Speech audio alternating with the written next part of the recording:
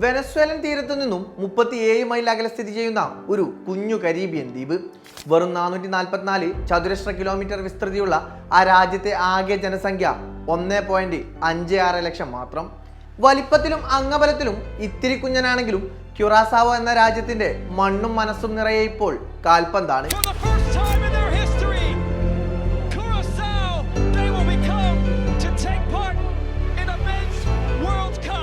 ലോക ഫുട്ബോളിൽ കാര്യമായ മേൽവിലാസങ്ങളൊന്നുമില്ലാത്ത ഒരു നാടിന്റെ സ്വപ്നങ്ങളിൽ ലോകകപ്പ് ഫുട്ബോൾ എന്ന വിശ്വമഹാമേള നിറയുന്നു.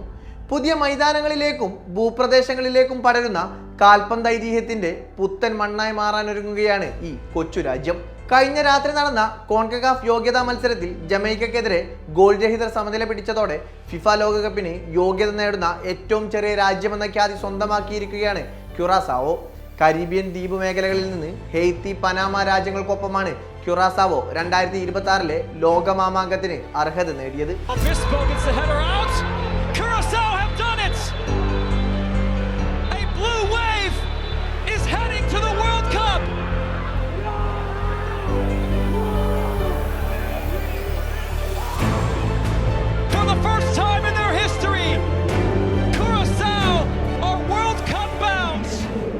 യോഗ്യതാ മത്സരങ്ങളിൽ തോൽവി അറിയാതെയാണ് ക്യുറാസാവോയുടെ മുന്നേറ്റമെന്നത് അവരുടെ പോരാട്ട വീര്യത്തെ എടുത്തു കാണിക്കുന്നു.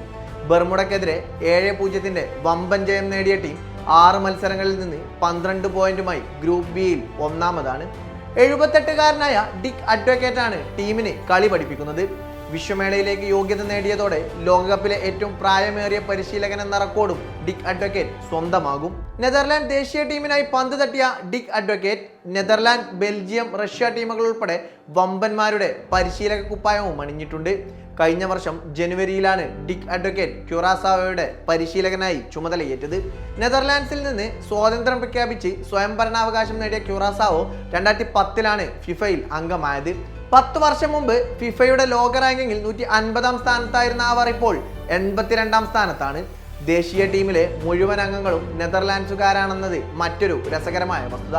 ഹോളണ്ടിന്റെ ഓറഞ്ച് കുപ്പായം അണിയാനുള്ള അവസരം പോലും വേണ്ടെന്ന് വെച്ചാണ് പലരും നീല ജേഴ്സിയിൽ പന്ത് തട്ടാൻ ഇറങ്ങുന്നത്.